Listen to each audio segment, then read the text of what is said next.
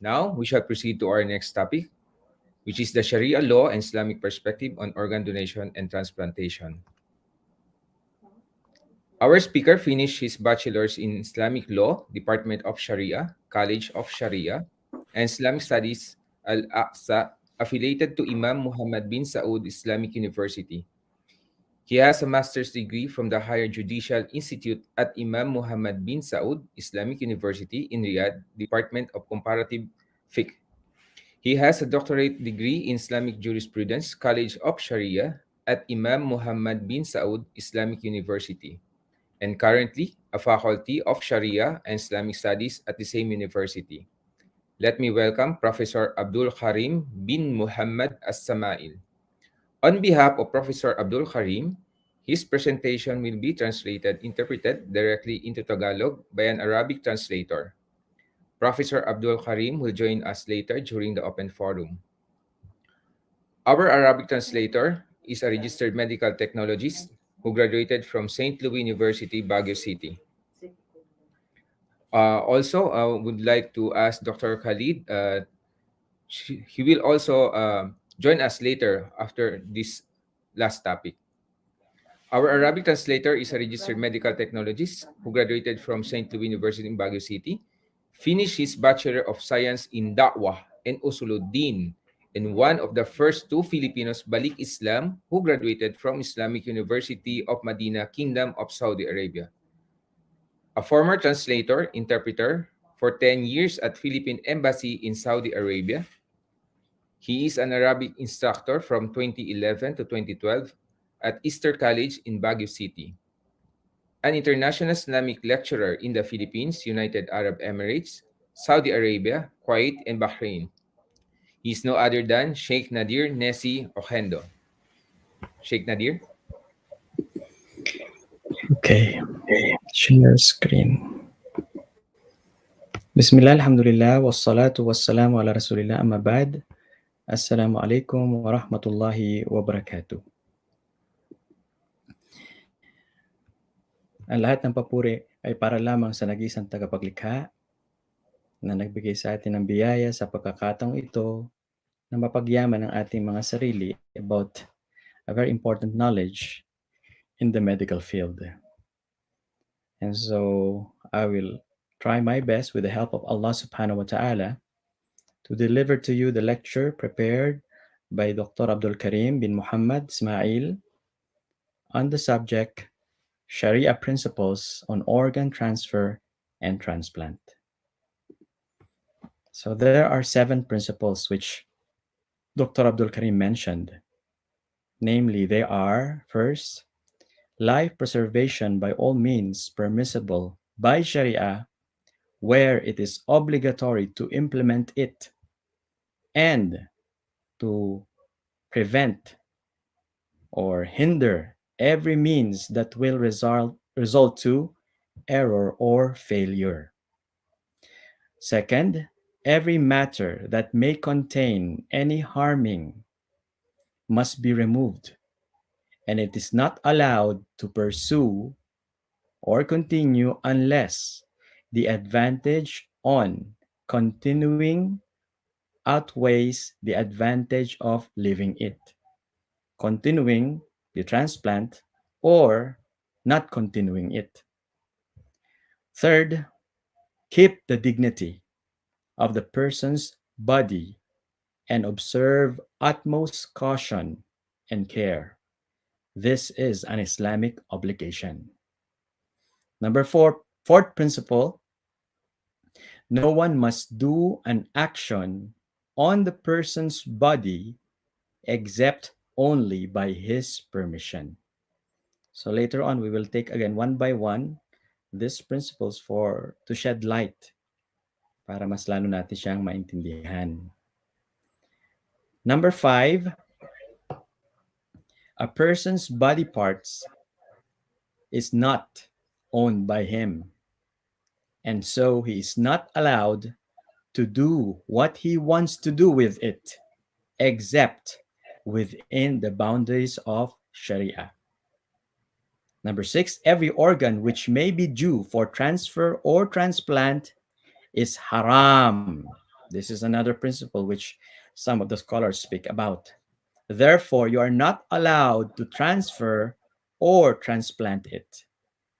And last principle, transfer or transplant of organs is governed by rules of emergency or needs that level down with the emergency situation. Now, let's take it one by one. First, life preservation by all means permissible. So, that is the objective that we should all go with to preserve life, but means that are permissible by Sharia. No, if it's not in the boundaries of Sharia, we will not apply that, of course. Where it is obligatory to implement it, the Sharia, and hinder every means that will result to failure or error. So Islam came to protect the human body, and it has set laws to shield it, to guarantee its safety and safeguard its health. Among those laws are the prohibition of taking one's life. Hindi pwedeng mag-suicide. Alam natin na ito'y haram. Number two, Islam allowed for man to eat from what is good and forbids that which is dirty or not good. Then, another law, Islam permitted and ordered to take medical healing. So it's okay na magpagamot tayo so long as hindi vina-violate ang mga rules sa Sharia. And lastly, Islam permits man to defend himself, to protect his life by permissible means. So that is regarding the first principle on the subject of transplant and transfer of organs from the human body. Now, what is the link between this first principle, Sharia principle, to the subject on transfer and transplant of organs?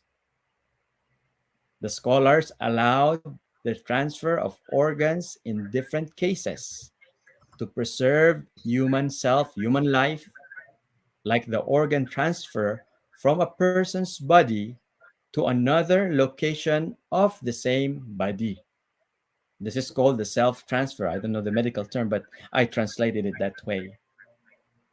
Also, the taking of a part from a person's body to transplant it or graft it into his own body, such as taking a portion from his skin or from his bone in order to graft it to another part of his body if there is a need for such.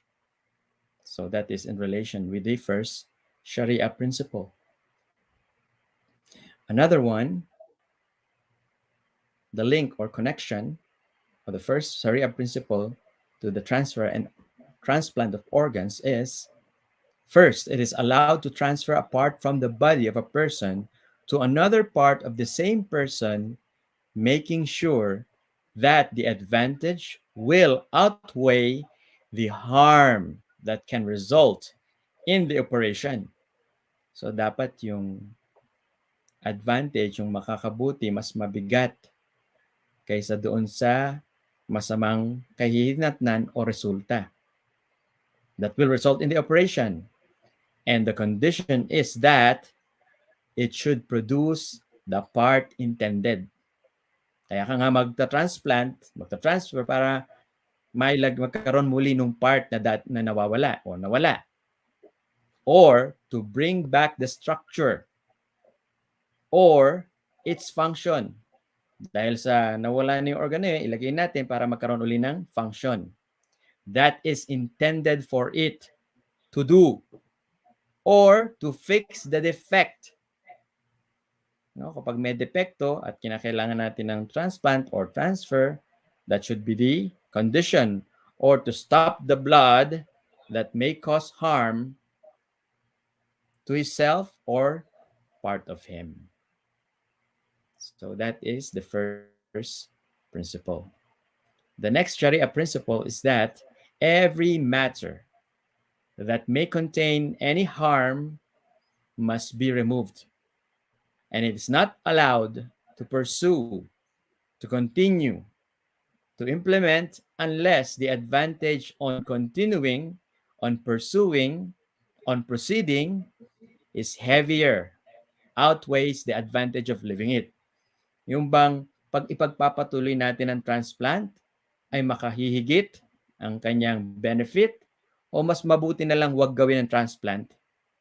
So that is the second Sharia principle.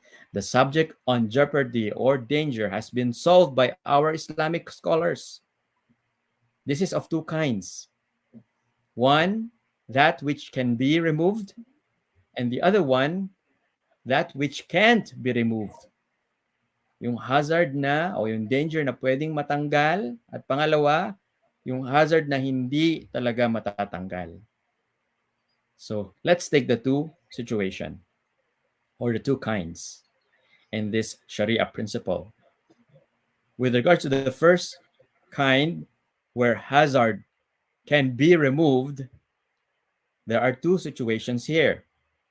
First, the hazard can be removed without complication. So, hindi magkakaroon ng komplikasyon pag tinanggal yung danger.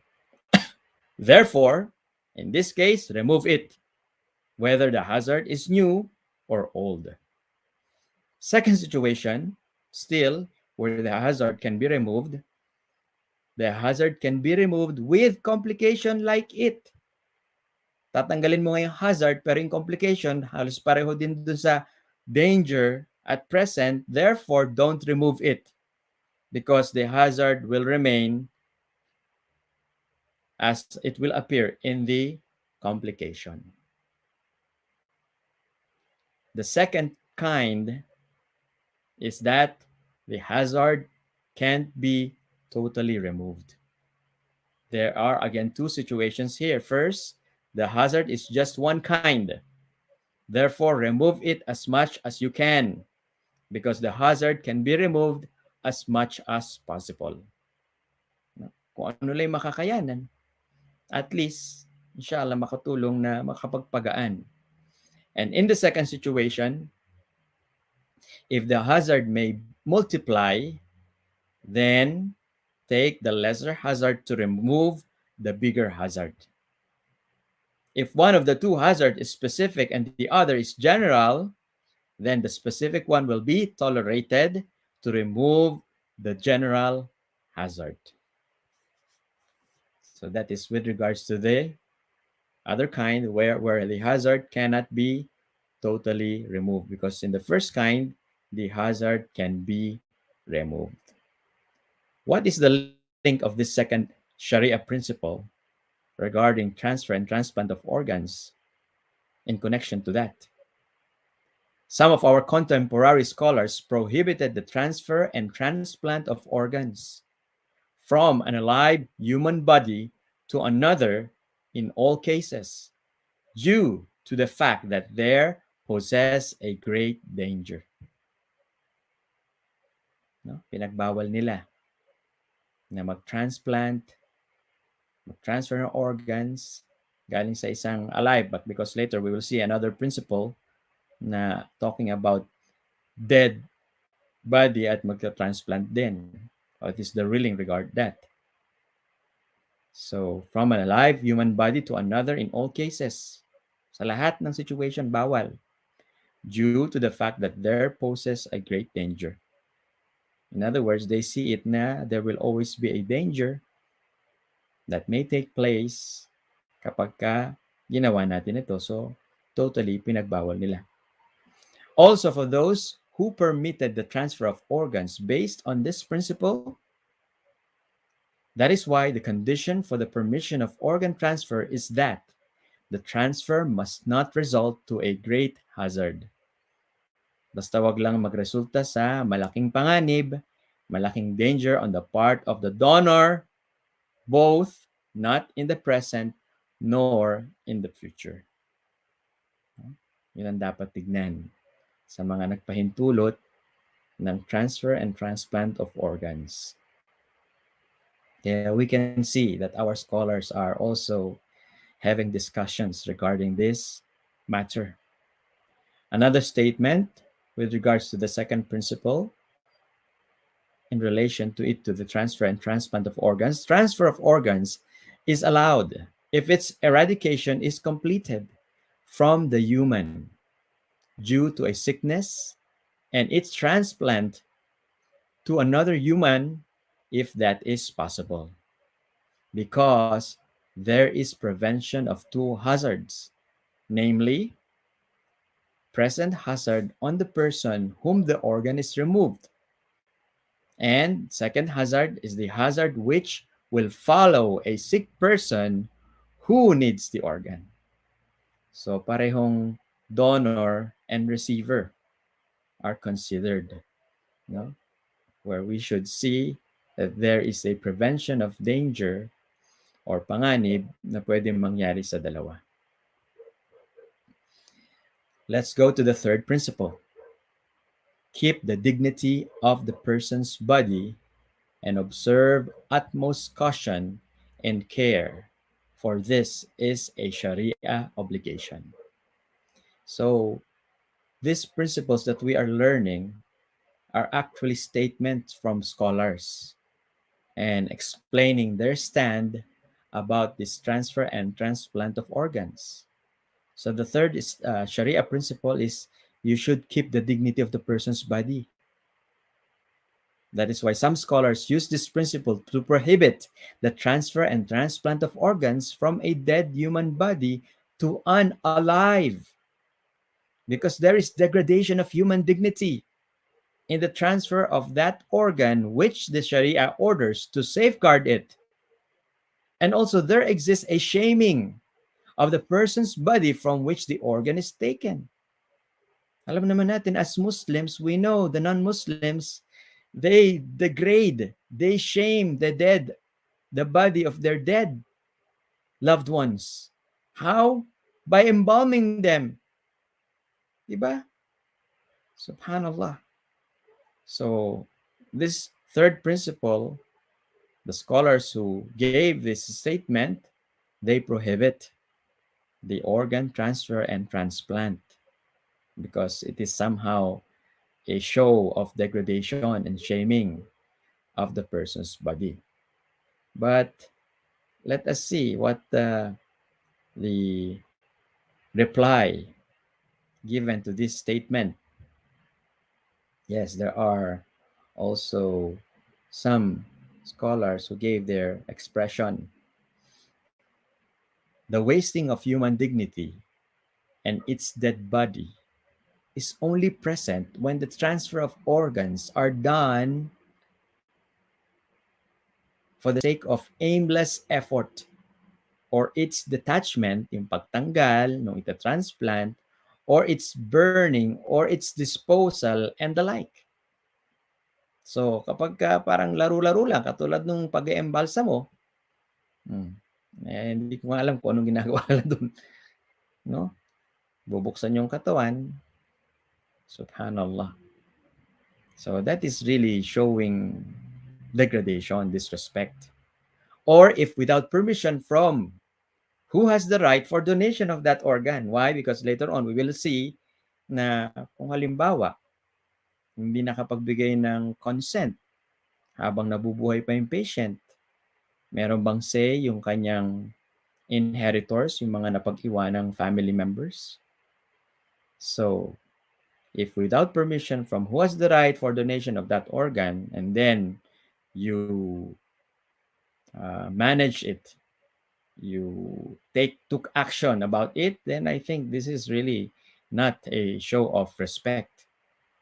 Remember that there is a difference between taking the organ for benefiting from it, or even to benefit another person by it, and between taking it for the purpose of shaming it and degrading its dignity. So, okay, but there are two sides of it. No? Meron yung may magbe-benefit, at meron naman yung talagang binababoy lang. The fourth principle is no one must do an action on the person's body except only by his permission. Another Sharia principle regarding this topic. Managing the human body in cases of no saving the life of or not saving the life and without his permission is called transgression. Yan. Pag hindi rin lang life and death ang issue and you take over of the human body, kung ito ita-transfer o magkakaroon ng transplant, without his permission, then that is transgression, kasalanan, a violation. And Islam has prohibited this to be done to others and has set punishments accordingly. Allah said, وَلَا تَعْتَدُوا إِنَّ اللَّهَ لَا يُحِبُّ الْمُعْتَدِينَ. Do not transgress. Verily, Allah does not love those who transgress. And the Prophet ﷺ said, verily, your life, your wealth, and your dignity upon you is haram. Haram meaning it is sacred. So do not attempt to do anything about it that will go against the laws of Islam. And what is the link of this fourth principle to the transfer of and transplant of organs? There are two divisions to discuss. Number one, with regards to the alive human being. And the other one is the dead one. As for the alive human being, you are completely qualified. Meaning, the person is in sound mind and have reached the puberty age. Therefore, in this case, his permission is a condition for his organ to be transferred. Kapag nakita natin yan sa tao na siya ay nasa matinong pag-iisip, nasa tamang edad, complete qualifications na yan, according to the scholars. And when this is present, kailangan hilingin ang permiso niya, and actually that is a condition bago mag-take over kung ita-transfer or transplant ang organ sa kanyang katawan. Letter B, there is incomplete qualification. Why? Hindi pa siya nakaabot ng tamang edad. Like salah, like fasting in Ramadan, di ba? The conditions that is to be found in a person, one of which is puberty age. Paano kung hindi makita yung secondary characteristic, Ustad? Then, our scholars has set age 15. Wala pang menstruation, wala pang buhok sa kilikili, sa pubic hair. Mga secondary characteristics, wala pa. Pero edad 15 ka na, anak, then you have reached puberty age. Ganun. So, dito incomplete kasi bata pa. Mentally ill. May sakit sa pag-iisip. In this case, it is prohibited for his wali, no, yung guardian, yung tagabantay niya, to allow the taking of any organ from his body. Pinagbabawal. Dahil yung tao ay hindi completely qualified. So how about the second division? Ito na. Yung patay na yung tao. In this regard, we should ask permission from the person before his death. Halimbawa, nasa critical stage na siya ng sakit niya, nasa ICU, pwede pa nakakapagsalita o nakakapagsenyas, before his death for the transfer of his organ parts. This permission shall be considered his last will, kasama sa kanyang wasiya. And this will is accepted in Sharia by the considered considerations or conditions in transferring an organ. Okay? So connected din lahat yun. Apart from the conditions we consider in transplant or transferring organs, we have the Sharia conditions to satisfy. Second, the person disagrees. No? Buhay pa siya, pero sinabi niya, he disagree to let a transfer from any of his body part after his death. So for us, it is prohibited, therefore, to take any organ from his body. Sinabi niya yun bago siya namatay. Kaya sundin natin ang kanyang sinabi. There is a third and a fourth one to consider about a dead human body. No permission, no rejection is taken from the person in managing his body after his death. So hindi tayo nakapag-usap sa kanya about this matter. No? So hindi siya nagbigay ng permiso, no, or denial or rejection, nakaligtaan. Paano ngayon ito? Namatay. But he has inheritors, yung waratha. No? Yung mga naiwan ng loved ones. So related sa kanya yan. And there exists an urgent need for the transfer of organs from his body to another. No? Like this may lead to saving a life. In this case, permission or denial is at the hands of the inheritors. Ayan. So kung di tayo nakakuha ng permiso, para malaman natin kung pumayag ba siya o ayaw niya, kasi doon sa una sa ANB, di ba, nagsalita siya, ayaw niya, so sundin yun. Walang say ang kanyang mga inheritors doon, susundin yun. Pero dito, wala. Pwedeng nasa kamay ng mga inheritors. No? Yung mga kamag-anak niya. And lastly, no permission, no rejection is stay. The same sa C, no? Namatay siya pero walang nakuwang permiso kung paano ang paggalaw natin sa kanyang body after his death. But in this one, walang tagapagmana, walang mga inheritors, walang waratha. So in this case, the hakim, the judge, the sheikh, of course yung real sheikh, kasi sheikh is also term for matatanda na. Yeah, just so you know, no?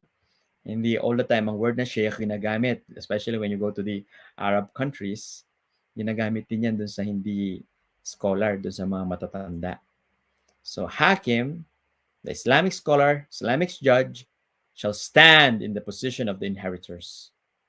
So he may give the permission or the denial in an emergency situation. So pansin nyo, no, sa lahat ng cases, yung emergency ina-emphasize. Kasi kung di naman emergency, we go back to the original law, no, to give respect to the human body. Now, there is a thing to consider here. The usage of organs from the dead has three situations. Number one, he agrees to donate his organ while he is alive, where he testifies for it to be taken after his death. So meron parang certification, no, authority. And he allows the opening of his body, his dead body, in order to transplant an organ to another specific human body, or for the benefit of a group, like, you know, in a medical school, kailangan nila ng organ to have a real, actual study of it, ganyan. In this case, there is no inhibition for his signature, for his approval about his donation and the implementation of his will. It is not considered to open his body if the occurrence took place after he is unable to defend himself. So, babalik din tayo kanina na wala tayong right to open his body pag hindi niya ito nabigyan ng linaw. Second situation is the legal wali or the guardian will donate in behalf of the dead, and he will permit the opening of the dead body and the extraction of the organ, knowing that the dead did not allow the opening of his body. Dito medyo may kabigatan, no? The dead gave his statement before he died na hindi ko papayagan na buksan ang katawan ko. But here the guardian, the legal wali, is given authority. And he does not, and the taking of organ from his body, and he does not know his stand on it, no? Walang malay-malay yung namatay tungkol dito. The obvious thing is that the wali can do it in the case where the benefit is heavy. So, yung legal guardian, according to the scholars, ay pwedeng mag-decide if the benefit is heavy, outweighs no, yung advantage, like saving a life of a Muslim from an evident and grave danger. Like, for example, his heart is in critical condition. So, okay naman yung heart nung namatay. Or giving back the sight, yung mata niya din, healthy. At bibigay natin dun sa pwedeng magkaroon ng sight sa matang ito. At gagamitin pa sa pagsunod at pag-obey kay Allah. And number 3, if no permission is taken before his death and his wali did not permit it also, he refused it, in other words, then the obvious thing is that we follow the prohibition. So both cases, yung taong, yung pasyente, and his legal guardian, they did not allow it. Although in number 2, nakita natin na yung guardian can have a say even if the dead did not allow it.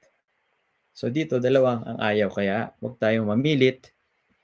We will follow the prohibition. The next principle is, the 5th one, a person's body parts is not owned by him, and so he is not allowed to do what he wants to do with it, except within the boundaries of Sharia. Now, what is the link of this 5th principle, Sharia principle, to the transfer and transplant of organs? This is proof that is used by those scholars who prohibit the transfer of organs and its transplant. Yan o, hindi tayo nagmamayari. Alam naman natin, ang nagmamayari sa atin ay si Allah. So we have to follow the boundaries of Sharia. And this is held as proof by these scholars, this 5th principle, kaya bawal ang transfer and transplant of organs. This is also the basis of those who disallow to take a replacement on the transfer of organs. Kahit na may replacement, pinagbabawal pa rin by this principle. Those who say the allowing of transfer of organs, that Sharia permitted us to behave in case of emergency for these organs where there is benefit. Emergency cases has its laws too, diba?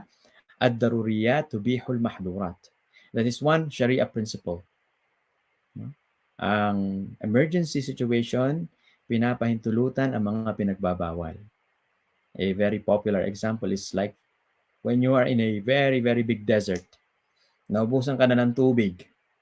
Hindi mo pa alam kung saan ka makakaabot sa isang oasis o tabing dagat. And you are very, very dry. Very, very thirsty. Out of nowhere, merong bote na nakalutang dyan sa desierto. Pagtingin mo, black label, at may lamang black label, subhanallah. What will you do? So, emergency. Because ang tao, pwedeng mamatay na after 6 days na walang tubig at walang food. 6 days pa, brother, sister. Lampas na. Ika-6 day mo na, nako. At biglang lumitaw itong black label. Ang sabi ng mga scholars natin, only take a sip. No? Para mapawi yung uhaw mo. Totoo naman yun, di ba? Minsan isang kutsara lang, kutsarita, napapawi yung uhaw. Para lang mawala yung thirst mo. Hindi yung, ay, salamat, black label. Ang tagal-tagal ko nang nilabanan ito ng shaitan. Pagkakataon ko na, glok, glok, glok, glok, glok. Of course not. No? Oh, gamitin mo yung takip niya. Inom ka. Okay, dalhin mo, baunin mo. Pagkatapos ng isang araw, natuyuan ka na, o isang cup na naman. Hanggang sa makaabot ka. Just to survive. So, in this case, yung mga nagsabi na pwede mag-transfer of organs, kasi ang Sharia nga, pinapahintulutan tayo sa emergency ng ganito. Eto pa kaya? And the Prophet ﷺ said, he prohibited the selling of blood. So, what did our scholars say? Therefore, the selling of organ is in the same ruling. No? Dahil blood is part of the human body. Ito yung mga scholars na pinagbabawal ang transfer and transplant of organs. Number 6, second to the last Sharia principle is, every organ which may be due for transfer or transplant is haram. Therefore, you are not allowed to transfer or transplant it. Yung po pwedeng i-transfer or i-transplant ay haram. So, hindi tayo pinapayagan na gawin ito. And the link of this 6th Sharia principle to the topic is that if the donor will be in jeopardy upon transfer of an organ, then he is disallowed to donate. If in the transfer of organ, this will result to the mixing of genealogy, then that organ transfer is disallowed. Ito mas malalim na knowledge, no? Magandang na i-present in this particular one. Pag yung pag-transfer ng organ ay magre-resulta sa mixing ng genes, sa genetics na tayo, hindi papayagan mag-continue sa transfer or transplant na yun. It is elaborated in this paragraph. Transplanting reproductive glands. Because the testicles and ovaries continue to carry and produce the genetic characteristics or the DNA of the original donor even after being transplanted into a new body. The transplanting of reproductive glands is not permitted according to Islamic Sharia. Diba? Ang gandang knowledge yan.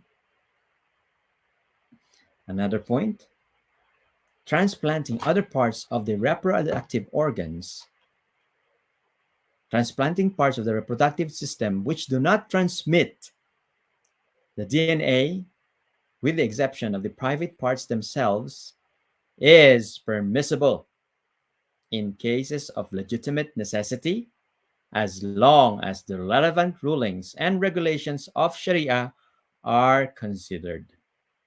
So dito may pinakaiba doon sa una. No? Walang involvement ng transfer ng DNA. So dito pinapayagan mag-proceed sa procedure. And last Sharia principle is the transfer or transplant of organs is governed by rules of emergency, like what we have learned early, or needs that level down with the emergency situation. Kapag ka ikaw ay nasa daruriya, nasa critical or emergency situation, yun ang pagtrato natin dito sa transfer of or transplant of organs. And there are 4 rules about this.